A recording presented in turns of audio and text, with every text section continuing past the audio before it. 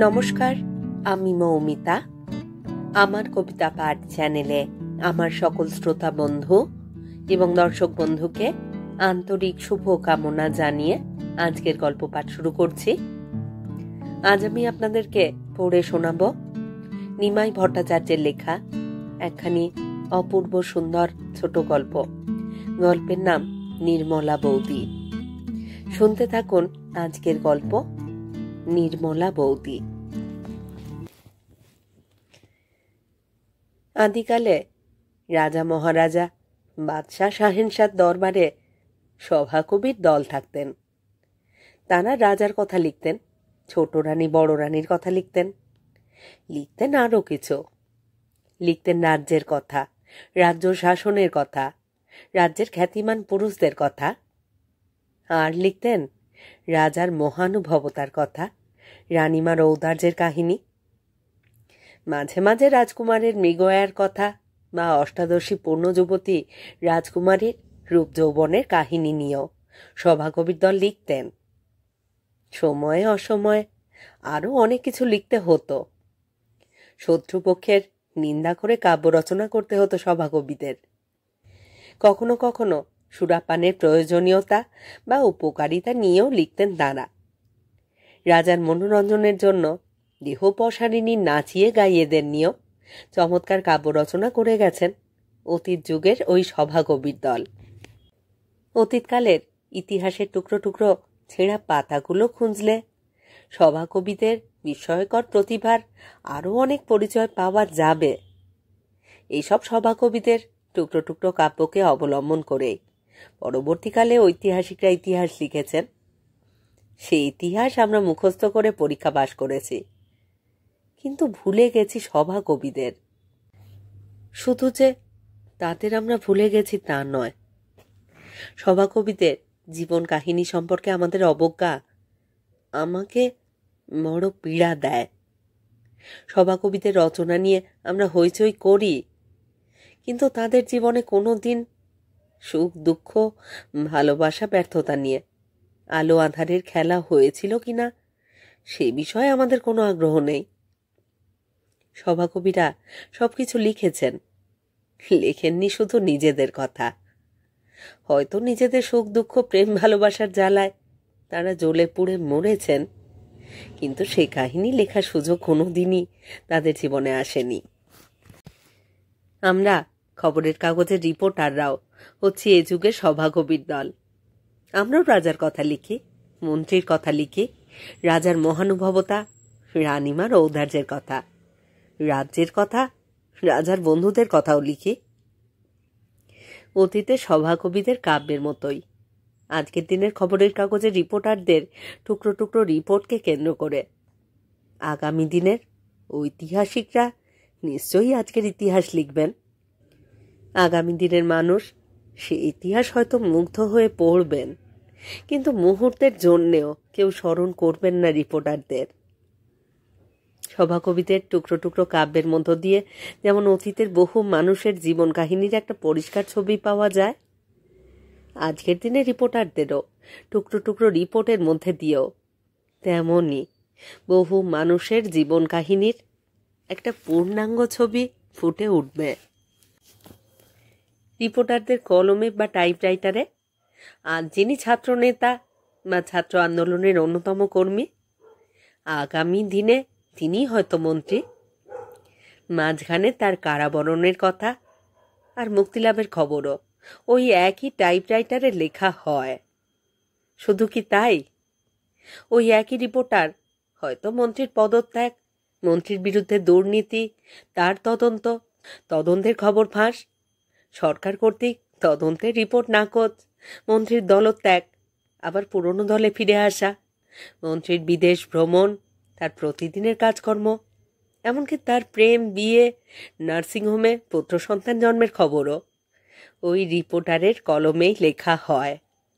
অদৃষ্টের পরিহাসে ওই মন্ত্রীর মৃত্যুর সংবাদও হয়তো ওই একই রিপোর্টারের টাইপরাইটারে লেখা হবে। দীর্ঘদিনের বিচ্ছিন্ন পরিবেশে লেখা এইসব টুকরো টুকরো খবর জুড়লে নিশ্চয়ই একটা জীবন কাহিনীর পূর্ণরূপ দেখা যাবে।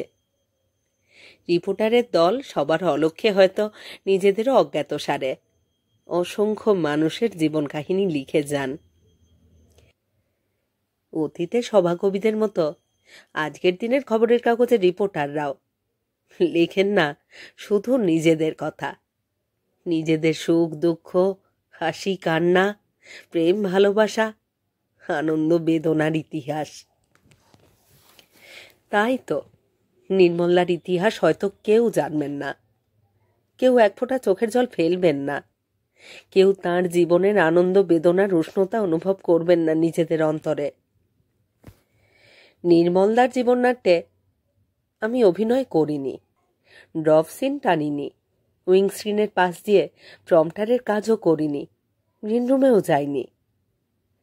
তবে অদৃষ্টের পরিহাসে দুটি প্রাণীর জীবননাট্যের চরম কয়েকটি দৃশ্যের একমাত্র দর্শক রূপে আমি তাদের সঙ্গে জড়িয়ে পড়েছিলাম। নির্মলদা আর নির্মলা বৌদি দীর্ঘ বিচিত্র জীবনপথ পাড়ি দিয়েছিলেন। এক পান্থশালা থেকে আর এক পান্থশালায় গিয়েছেন ওরা দুজনে।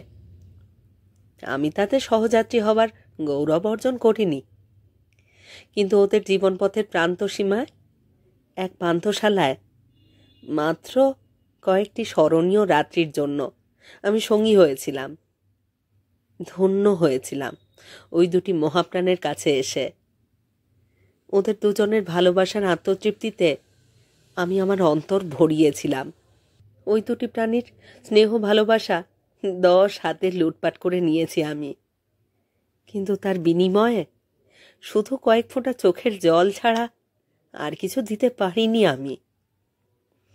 নির্মলা বৌদি তার হৃদয়ে ঔদার্যে আমার হৃদয় কার্পণ্য ক্ষমা করলেও আমি নিজের বুকের মধ্যে প্রতিনিয়ত একটা অসহ্য জ্বালা অনুভব করি।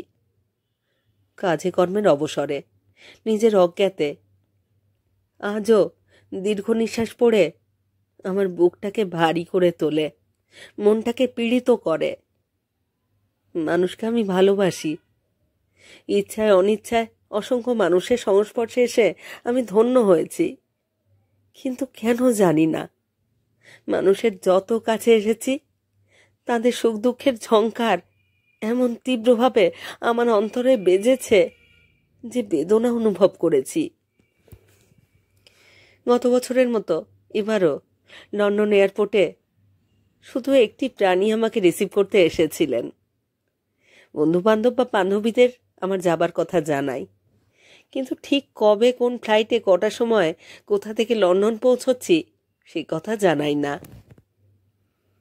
লন্ডনের মাটিতে পা দিয়ে প্রথমে আমি শুধু একটি প্রাণীকেই দেখতে চাই, তাকে প্রণাম করতে চাই, তার বুকে আত্মসমর্পণ করতে চাই। লন্ডনে পৌঁছে কয়েকটি আনন্দ বেদনাতুর মুহূর্তে আমাদের দুজনের মাঝখানে হাইফেনের মতো কোনো তৃতীয় ব্যক্তিকে আমি কল্পনা করতে পারি না। তাই তো এবারেও সবাইকে জানিয়েছিলাম Commonwealth prime ministers conference cover করতে লন্ডন আসছি, কিন্তু দাস ফর নো ফার্দার। বৌদি, আমি আসছি 11 জুন সুইস এয়ার ফ্লাইটে।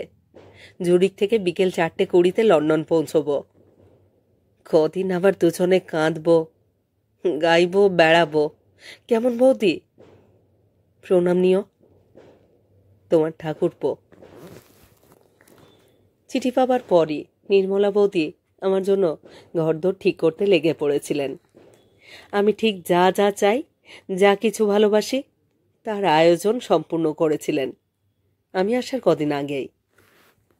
11 জুন 12টার মধ্যে খাওয়া দাওয়া সেরে 3টে বাজতে না বাজতেই নির্মলা বৌদি এয়ারপোর্টে হাজির হয়েছিলেন। আমি কাস্টমস এনক্লোজারে ঢুকতেই দেখলাম মেরুবার রাস্তায় দেওয়ালে মাথায় ভর দিয়ে একটু কাত হয়ে স্থির হয়ে দাঁড়িয়ে আছেন আমার নির্মলা বৌদি। আমি হাত তুলে ইশারা করলে উনি একটু হেসে হাত তুলে প্রত্যুত্তর দিলেন আমাকে। তারপর কয়েক মিনিট কাস্টমস চেক শেষ করে বেরিয়ে আসতেই ছুটে এসে জড়িয়ে ধরলাম নির্মলা বৌদিকে। বৌদিও 2 হাত দিয়ে জড়িয়ে ধরলেন আমাকে। 2-1 মিনিট পরে কফোটা চোখের জল আমার গালে গড়িয়ে পড়তে খেয়াল হলো বৌদি নিশ্চয়ই কাঁদছেন। হাত দুটোকে ছাড়িয়ে নিয়ে বৌদির চোখের জল মুছিয়ে দিতে দিতে বললাম, ছি বৌদি, তুমি কাঁদছো? এত দূর থেকে ছুটে এলাম তোমার কাছে, সে কি তোমার চোখের জল দেখবার জন্য? ঠোঁটের কোণে একটু হাসির রেখা ফোটাবার চেষ্টা করলেন বৌদি। বললেন, না না ঠাকুরপো, কাঁদছি কোথায়? শাক দিয়ে মাছ ঢাকবার চেষ্টা করো না বৌদি। আমার অনিচ্ছা সত্ত্বেও একটা দীর্ঘ নিঃশ্বাস পড়ে গেল। তারপর বললাম, এত দূর থেকে ছুটে আসি তোমার কাছে আত্মসমর্পণ করে আনন্দ পাবার জন্যে, তোমাকে কাঁদাবার জন্যে নয়। চোখের জল বন্ধ হলো, কিন্তু চোখের মণি দুটো স্থির করে এমন উদাস দৃষ্টিতে বৌদি চাইলেন যে আমার বুকের মধ্যে জ্বালা করে উঠল। নিচের ঠোঁটটা কামড়াতে কামড়াতে খুব ধীর স্থির আস্তে বৌদি বললেন, ঠাকুরপো, তুমিও যেমন আমাকে পেয়ে আনন্দ পাও, আমিও তেমনি তোমাকে কাছে পেয়ে অনেক শান্তি পাই। আজ তুমি ছাড়া আমার ঘর আলো করবার কে আর আছে বলতে পারো? ঠিক বলেছ বৌদি, তোমার ঘরে, তোমার মনে, তোমার জীবনে আর কোনোদিন সূর্যের আলো পড়বে না বলে তুমি আমার মতো একটা মাটির প্রদীপকে ধন্যবাদ জানাচ্ছ। তুমি মাটির প্রদীপ হলেও আমার এই জমাট বাঁধা অন্ধকার জীবনে তার অনেক প্রয়োজন, অনেক দাম, তাই না ঠাকুরপো? আর বেশি কথা না বলে এয়ারপোর্ট থেকে বৌদির বাসায় গিয়েছিলাম। সিঁড়ি দিয়ে উপরে উঠে ডান দিকের ঘরে ঢুকতেই টেবিলের উপর নির্মলদার কলম, পেন্সিল, টাইপরাইটার, নোট বই, হাতঘড়ি আর একটা ছবি দেখতে পেলাম। বছর 5 আগে যেদিন সন্ধ্যায় এই বাড়িতে প্রথম পদার্পণ করি, সেদিনও ঠিক এমনই করে সাজানো ছিল। ঘরের অন্যান্য জিনিসপত্র ঠিক এমনই ছিল। আজকের সঙ্গে সেদিনের বিশেষ কোনো পার্থক্যই ছিল না। তবে হ্যাঁ, সেদিন এই ঘরের মালিক নির্মলদা ছিলেন, আজ তিনি নেই। আর শুধু একটা পরিবর্তন নজরে পড়ল, সেদিন নির্মলদার ফটোটায় ফুল চন্দন ছিল না, আজ আছে। 5 বছর আগে যেদিন এসেছিলাম সেদিনও নির্মলা বৌদি নির্মলদাকে পুজো করতেন, আজ পুজো করেন তার ওই ফটোটাকে। নির্মলদার টাইপরাইটারটা একটু খুললাম, ফটোটাকে হাতে তুলে নিলাম। মিনিট খানেকের মধ্যেই চোখের দৃষ্টিটা ঝাপসা হয়ে উঠল। তারপর ধীরে ধীরে অজস্র ধারায় নেমে এলো চোখের জল। আমাকে সান্ত্বনা জানাবার শক্তি বৌদির ছিল না। তিনিও আমারই মতন অতীত স্মৃতির ঝড়ে পথ হারিয়েছিলেন। বেশ কিছুক্ষণ বাদে বৌদি বললেন, ঠাকুরপো। কি বৌদি? 5 বছর আগে প্রথম যেদিন এই বাড়িতে তুমি এসেছিলে, সেদিনের কথা মনে পড়ে? নির্মলদার স্মৃতিতে আমার মানসিক অবস্থা ঠিক স্বাভাবিক ছিল না। মুখে কোনো উত্তর দিতে পারিনি, শুধু মাথা নেড়ে জানিয়েছিলাম, হ্যাঁ মনে পড়ে। বৌদির পাশে দাঁড়িয়ে নির্মলদার ফটোটার মুখোমুখি হয়ে শুধু 5 বছর আগেকার কথাই নয়, আরো অনেক কথা, অনেক স্মৃতি আমার মনে সেদিন ভিড় করে এসেছিল। আমি ঠিক নির্মলদার সহকর্মী না হলেও আমাদের মধ্যে বেশ একটা হৃদ্যতা, ভ্রাতৃত্বের ভাব ছিল। বহু ট্যুরে আমরা দুজনে একসঙ্গে থেকেছি, বহু ঐতিহাসিক খবর দুজনে একসঙ্গে কভারও করেছি। দুজনের মধ্যে বেশ খানিকটা বয়সের পার্থক্য থাকায় খুব গভীরভাবে নির্মলদাকে কাছে টানতে পারিনি। আমি কলকাতা ছাড়বার পর শুনলাম নির্মলদা হঠাৎ অন্য একটা কাগজের ফরেন করেসপন্ডেন্ট হয়ে কায়রো গেছেন। বছর 2 পরে বেইরুটে এক বন্ধু গৃহে নির্মলদার সঙ্গে আমার দেখা। তারপর দুজনের দেখা হয় যুগোস্লোভিয়ার রাজধানী বেলগ্রেডে।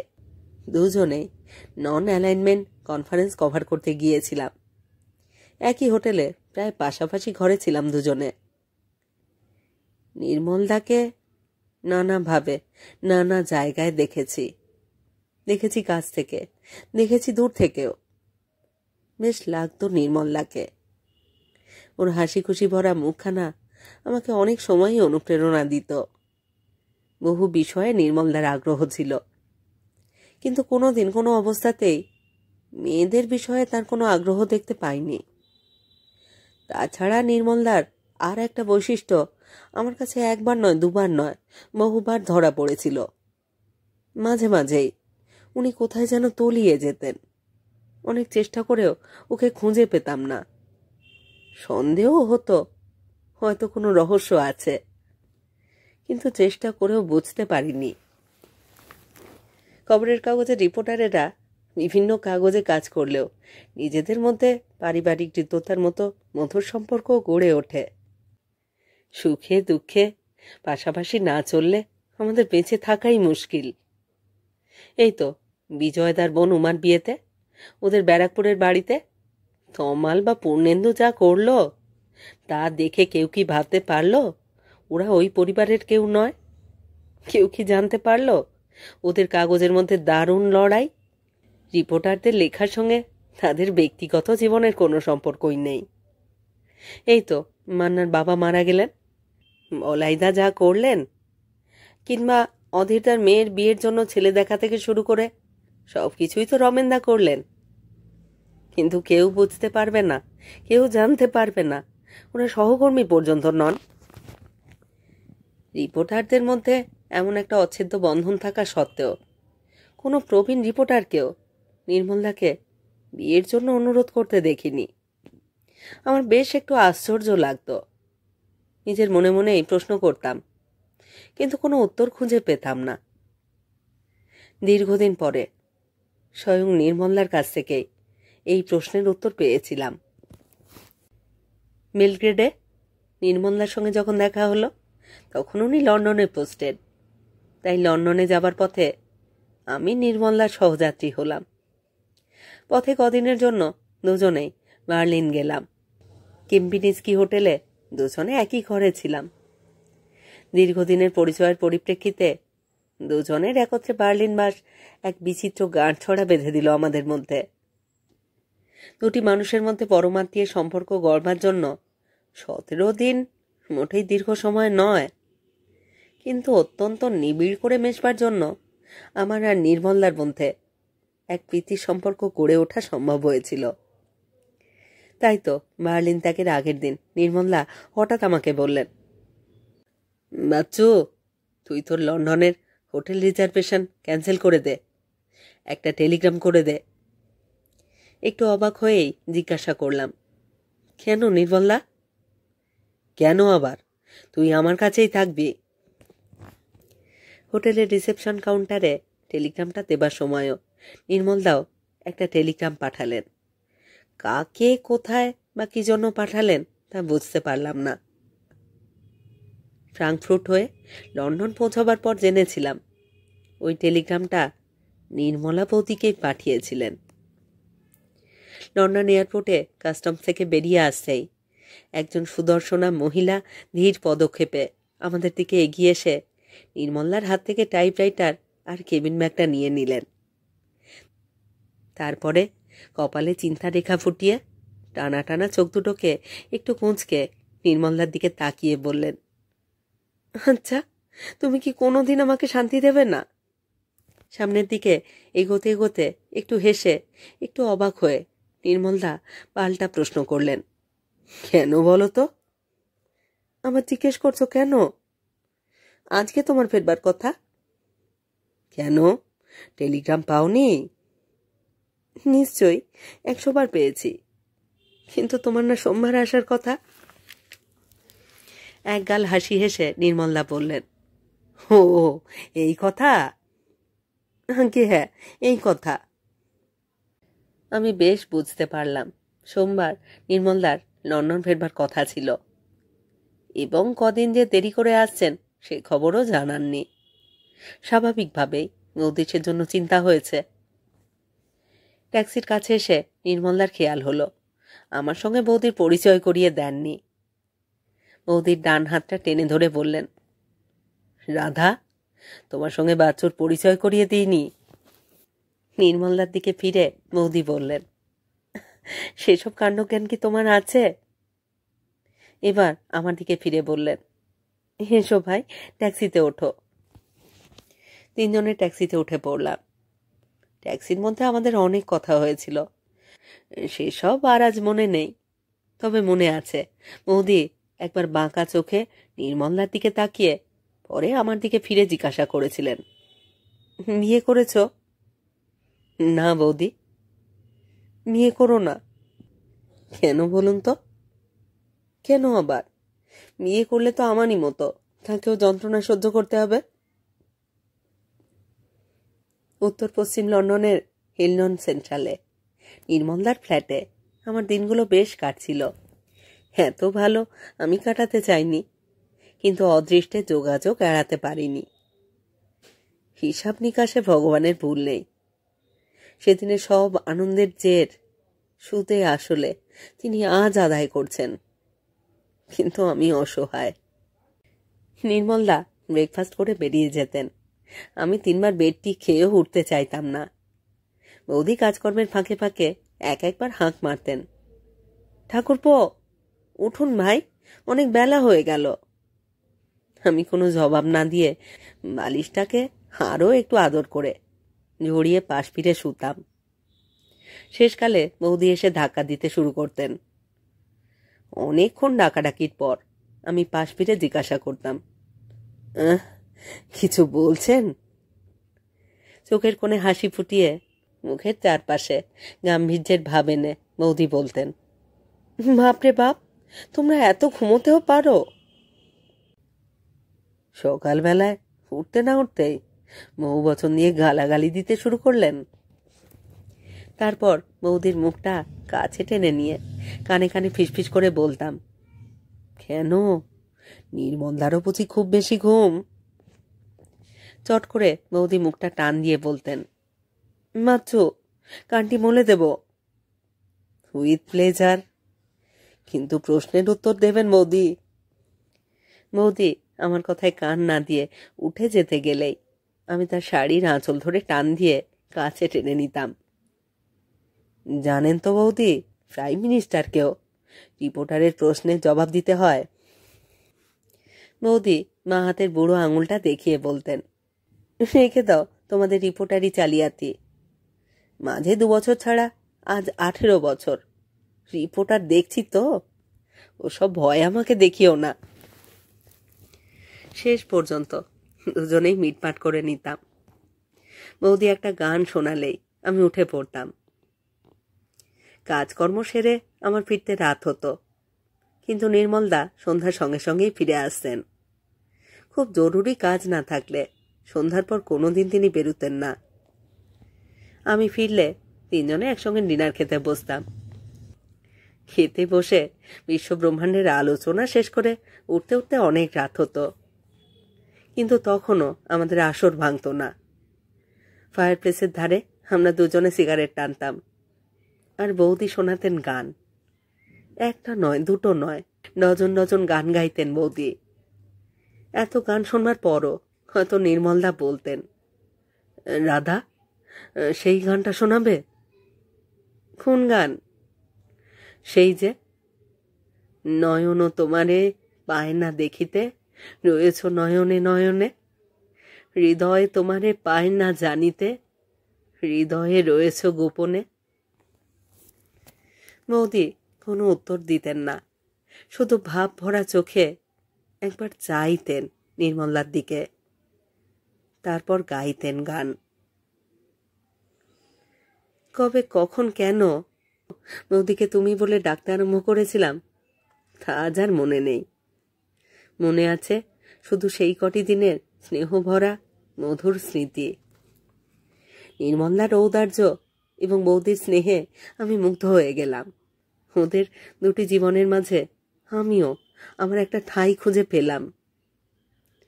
কদিন থাকার পরই জানতে পারলাম বৌদির নাম কৃষ্ণা। একদিন রাত্রিরে কথায় কথায় হঠাৎ নির্মলদাকে জিজ্ঞাসা করলাম, আপনি বৌদিকে রাধা বলে ডাকেন কেন? কেন আবার? বড় স্ত্রীকে তো এর চাইতে ভালো নামে ডাকা যায় না। মুহূর্তের মধ্যে বৌদির মুখটা লাল হয়ে উঠল। দুজনের দৃষ্টি বিনিময় হল। আমি এসব নজর করেছিলাম, কিন্তু বিশেষ গুরুত্ব দিইনি। বৌদির সিঁথিতে সিঁদুর দেখিনি, তবে তার জন্য আশ্চর্যও হইনি, কারণ লন্ডন প্রবাসী কোনো মেয়েই সিঁদুর পরে না বললেই চলে। বছর দেড়েক পর রাষ্ট্রপতির ব্রিটেন সফর কভার করবার জন্য আমি লন্ডন গেলাম। রাষ্ট্রপতির সফর শেষে কদিন নিরিবিলি লন্ডন বাস করবার জন্য আমি আবার হিলন সেন্ট্রালে নির্মলদার ফ্ল্যাটে বৌদির সংসারে আশ্রয় নিলাম। সেবারে একটু ভালোভাবে খেয়াল করে দেখলাম, ড্রয়িং রুমের রাত্রিরের গানের আসর ভাঙবার পরে দুজনে দুটি ঘরে চলে গেলেন। গভীর রাতে চুরি করেও দেখেছি দুজনকে দুঘরে গভীর নিদ্রায় মগ্ন থাকতে। মনে একটু খটকা লেগেছিল, কিন্তু সেটা নিতান্তই খটকা, তার বেশি কিছু নয়।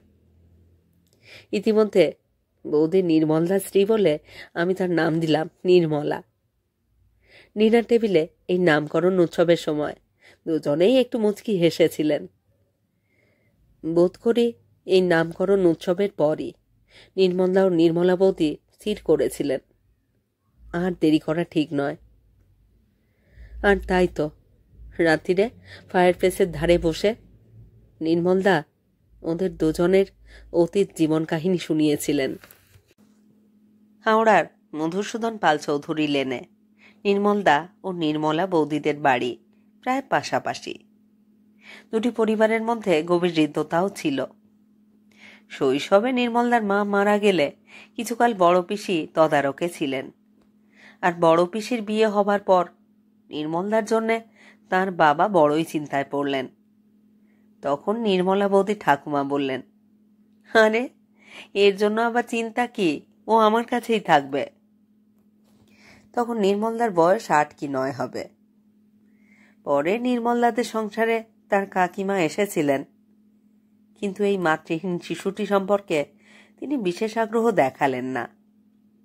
তাই নির্মলদা ওই ঠাকুমার স্নেহ ছায়াতেই থেকে গেলেন। স্কুল ছেড়ে কলেজে ঢুকলেন নির্মলদা। নিজেদের বাড়িতে থাকলেও আত্মার যোগাযোগটা কমল না। দুনিয়ার সবাই শুধু এইটুকুই জানত, কিন্তু কেউ জানত না ওই অতগুলো মানুষের ভিড়ের মধ্যেও দুটি আত্মা সবার কলকোলাহল থেকে বহু দূরে নিজেদের একটা ছোট্ট দুনিয়া রচনা করেছে। রিপন কলেজ থেকে ইকোনমিক্সে অনার্স নিয়ে পাশ করবার পরে নির্মলদা ইকোনমিক্সে এমএ পড়বার জন্য ইউনিভার্সিটিতে ঢুকলেন। মাস 6 পরে হাওড়া ব্রিজের কোনায় এক দুর্ঘটনায় নির্মলদার বাবা মারা গেলেন। ঠাকুমার স্নেহের স্পর্শে এবং শুভাকাঙ্ক্ষীদের ভালোবাসায় সে দুঃখ নির্মলদা ভুলেছিলেন, কিন্তু রেজাল্ট খুব ভালো হলো না, 2nd ক্লাস পেলেন। এদিকে রেজাল্ট বেরোবার আগে থেকেই নির্মলদা পাড়ার দত্তদার সূত্রে ডেইলি টাইমস পত্রিকায় যাতায়াত শুরু করেছিলেন। রেজাল্ট বেরোবার পর পাকাপাকিভাবে রিপোর্টারের কাজে লেগে পড়লেন। 3 বছর পর নির্মলা বৌদিও বিএ পাশ করলেন, কিন্তু বাড়ির কেউই এমএ পড়াতে চাইলেন না। সবাই বললেন, আরও পড়ালে ভালো পাত্র পাওয়া মুশকিল হবে।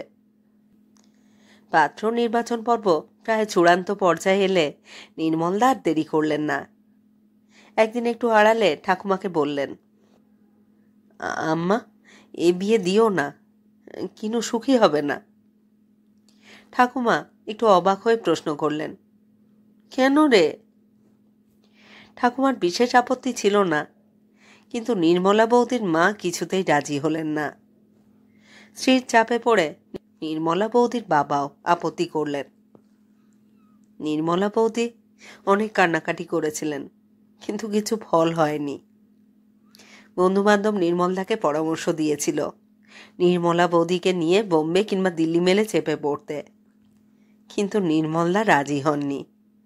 শুধু বলেছিলেন, তা হয় না রে, যাদের দয়ায় আমি এত দূরে এসে পৌঁছেছি, তাদের এ সর্বনাশ করা আমার দ্বারা সম্ভব হবে না।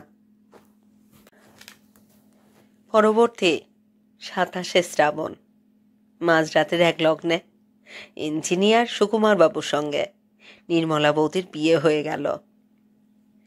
বিয়ে বাড়ির রোশনাই, আলোর চেকনাইতে কেউ জানল না। দুটি আত্মা জ্বলে পুড়ে ছাই হয়ে গেল। নির্মলা বৌদি সুকুমার বাবুর হাত ধরে হাজারিবাগ রওনা হওয়ার কয়েকদিনের মধ্যেই নির্মলদা ছুটি নিয়ে বম্বে রওনা হয়ে গেলেন। বম্বের ডেইলি এক্সপ্রেসের এডিটর মিস্টার রঙ্গস্বামীর সঙ্গে একবার একটি প্লেনের উদ্বোধনী যাত্রায় একত্রে জাপানে গিয়েছিলেন। নির্মলদাকে তার বেশ ভালো লেগেছিল এবং একটা ভালো অফারও দিয়েছিলেন। তখন সে অফার নেওয়া নির্মলদার পক্ষে সম্ভব হয়নি, কিন্তু অতীতে সেই সূত্র ধরেই আজ উনি বোম্বে গেলেন।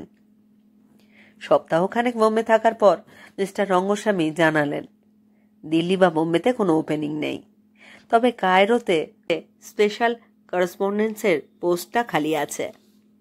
নির্মলদা হাসি মুখে সে অফার গ্রহণ করলেন, করে 15 দিনের জন্য কলকাতা ফিরে এলেন। 15 দিন বাদে আম্মাকে প্রণাম করে নির্মলদা বিওএসির প্লেনে কায়রো রওনা হলেন। 3 বছর বাদে কায়রো থেকে মস্কো বদলি হবার সময় 1 মাসের জন্য হোম লিভ পেয়েছিলেন, কিন্তু কৃষ্ণাবিহীন হাওড়ার কোনো টান না থাকায় দেশে আসেননি। আবার 3 বছর মস্কোয় কাটালেন নির্মলদা। তারপর বদলি হলেন লন্ডনে। জানিস বাচ্চু, তখন সবে লন্ডন এসেছি। একদিন ইন্ডিয়া হাউসের এক রিসেপশন থেকে ফেরবার সময় অকস্মাৎ চ্যারিং ক্রস টিউব স্টেশনে রাধার সঙ্গে দেখা। ওর বিয়ের 8 বছর পরে ওকে লন্ডনে দেখে আমি অবাক হয়ে গেলাম।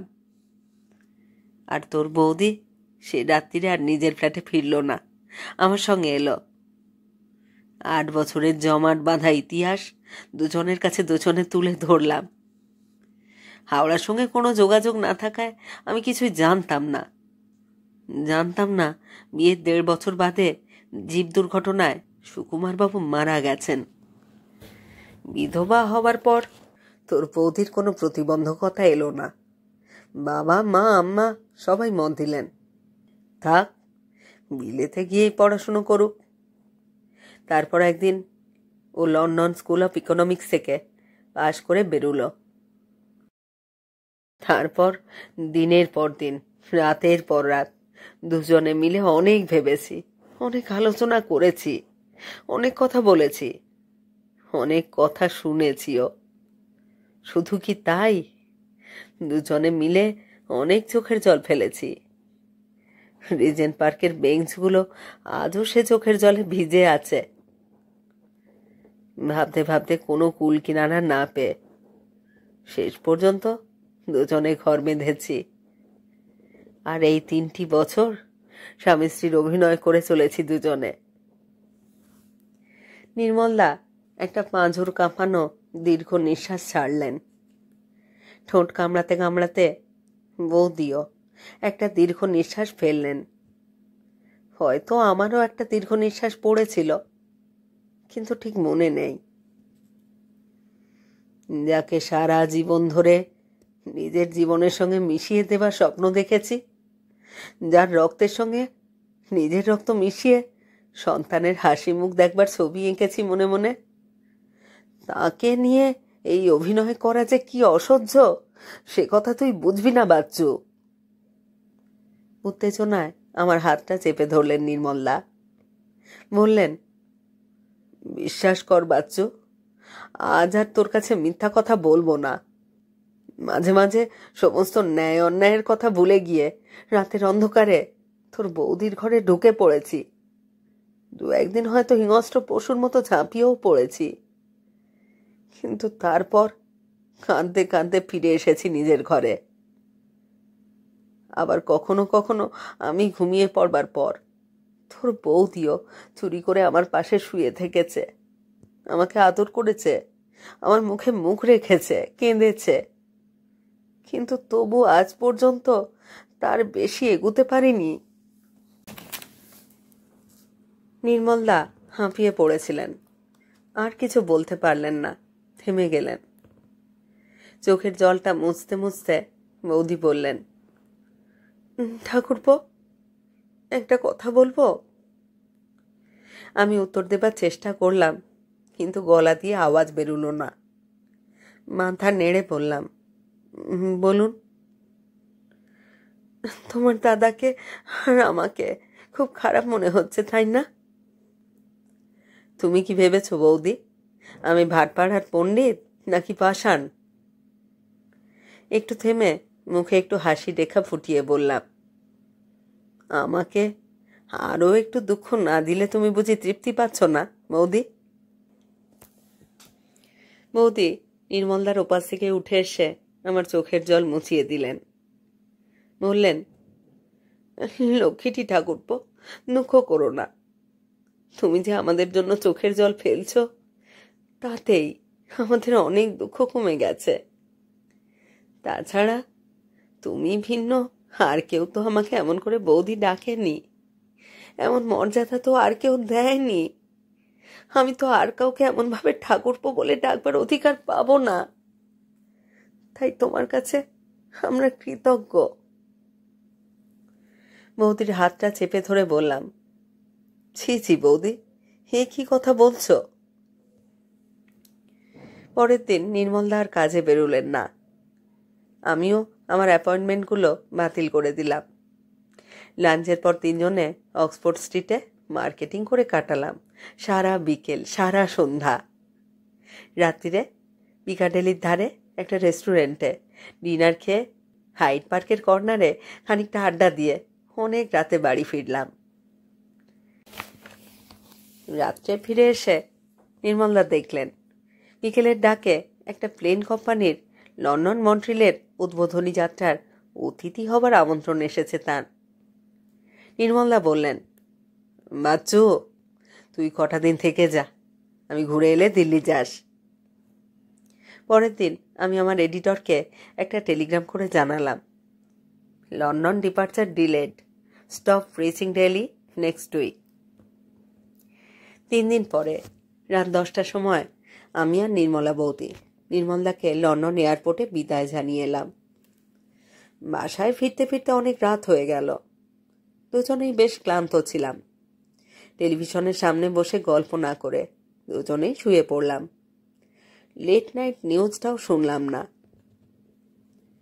পরের দিন সকালে ব্রেকফাস্ট টেবিলে খবরের কাগজটা খুলে ধরবার সঙ্গে সঙ্গে বৌদি একটা বিকট চিৎকার করে চেয়ার থেকে পড়ে গেলেন। আমি মুহূর্তের জন্য হতভম্ব হয়ে গেলাম। বৌদির মাথাটা কোলে তুলে নিয়ে দেখি জ্ঞান নেই। তাড়াতাড়ি ফ্রিজ থেকে কয়েক বোতল ঠান্ডা জল এনে চোখে মুখে জলের ঝাপটা দিতে দিতে খবরের কাগজের উপর নজর পড়তেই দেখলাম যে প্লেনে নির্মলদা রওনা হয়েছিল সে প্লেন লন্ডন থেকে টেক অফ করবার 45 মিনিট পরে আটলান্টিকের গভীর গর্তে পড়ে নিশ্চিহ্ন হয়ে গেছে। প্লেনের কয়েকটা টুকরো পাওয়া গেছে, কিন্তু একটি যাত্রীরও সন্ধান পাওয়া যায়নি। অনেক ঔষধপত্র, ডাক্তার নার্স করবার পরও বৌদি 16 ঘন্টা অজ্ঞান ছিলেন। কিন্তু কি আশ্চর্য, জ্ঞান হবার পর এক ফোঁটা চোখের জল ফেলেননি বৌদি। শোকে দুঃখে বৌদি পাথর হয়ে গিয়েছিলেন। 3 দিন 3 রাত্রি এক বিন্দু জল পর্যন্ত স্পর্শ করলেন না। সপ্তাহখানেক পরে বৌদি বললেন, ঠাকুরপো, তোমার বুকিংটা এবারে করে নাও, আর কতদিন তোমাকে আটকাবো? আমি আপত্তি করেছিলাম, কিন্তু বৌদি কিছুতেই রাজি হলেন না। বললেন, না ভাই ঠাকুরপো, তুমি আর আমার সংস্পর্শে থেকো না। হয়তো আমার সংস্পর্শে থেকে এবার তোমারও কোনো সর্বনাশ হবে। 2 দিন পর আমি দিল্লি রওনা হলাম। অনেক আপত্তি করা সত্ত্বেও বৌদি এয়ারপোর্টে এসে আমাকে বিদায় জানিয়ে গেলেন। প্রণাম করে বৌদির কাছ থেকে বিদায় নিলাম। বৌদি আমাকে বুকের মধ্যে জড়িয়ে ধরে চোখের জলের বন্যা বইয়ে দিয়ে বললেন, আমি তোমার দাদার স্মৃতি নিয়ে এই লন্ডনেই থাকবো, আর কোথাও কি আমি শান্তি পাবো না? তুমি ভাই আমাকে ভুলো না। মনে রেখো, এই ঝড়ের রাতে তুমি ছাড়া আর কেউ নেই যে আমাকে পথ দেখিয়ে নিয়ে যেতে পারবে। আমি কোনো উত্তর দিতে পারলাম না। যন্ত্রচালিতের মতো প্লেনে উঠে পড়লাম। বোয়িং 707-এর তীব্র গর্জন আমার কানে এলো না। বারবার শুধু মনে পড়ল বিকট চিৎকার। বৌদি ব্রেকফাস্ট দিতে গিয়ে অজ্ঞান হয়ে মাটিতে পড়ে গেলেন। পালামের মাটিতে পা দিয়েই বৌদিকে আমার পৌঁছানোর সংবাদ দিলাম। কদিন পর বৌদির একটা উত্তরও পেলাম। ভাই ঠাকুরপো, তোমাকে প্লেনে চড়িয়ে দেবার পরে জীবনে সবচাইতে প্রথম অনুভব করলাম আমি নিঃসঙ্গ, আমি একা, বন্ধুহীন, প্রিয়হীন। অনুভব করলাম আমার অন্তরের শূন্যতা। আজ মনে হচ্ছে স্বার্থপরের মতো তোমাকে ধরে রাখলেই ভালো হতো। মনে হচ্ছে তোমার নির্মলার জন্য যদি আর একজনকে চোখের জল ফেলবার সঙ্গী পেতাম তবে অনেক শান্তি পেতাম। আজ বেশ বুঝতে পারছি কে যেন অলক্ষ্যে বসে আমার জীবনটা নিয়ে খুশি মতো খেলা করছে। বেশ বুঝতে পারছি তারই ইচ্ছায় আমার মনের রং বদলায়। কখনো মেঘে মেঘে চেয়ে যায়, কখনো সোনালি রোদে ঝলমল করে ওঠে, আবার কখনো গোধূলির বিষণ্ণ রাঙা আলোয় পড়ে যায়। আমি আর কিছুই ঠেকাবার চেষ্টাও করি না। কিছুর বিরুদ্ধে আমার কোনো অভিযোগও নেই। আমার জন্য তুমি একটুও চিন্তা করো না। জীবন দেবতা যখন যেদিকে নিয়ে যাবেন আমি নিঃশব্দে সেদিকেই যাব। তবে আমার সংস্পর্শে এসে দুটি নিরপরাধ মানুষের সর্বনাশ হওয়ায় আজ তোমার জন্য বড় ভয় হয়। আজ তোমার জন্য বড় ভয় হয় ঠাকুরপো।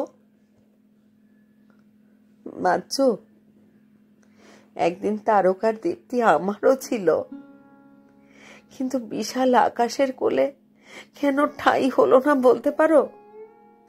বলতে পারো কেন কক্ষচ্যুত তারকার মতো উল্কার জ্বালা বুকে নিয়ে ছুটে বেড়ালুম পৃথিবীময়?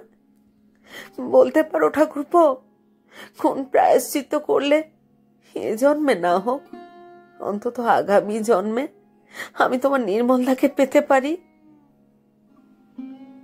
ভালোবাসা নিও। ইতি তোমার অভাগা বৌদি।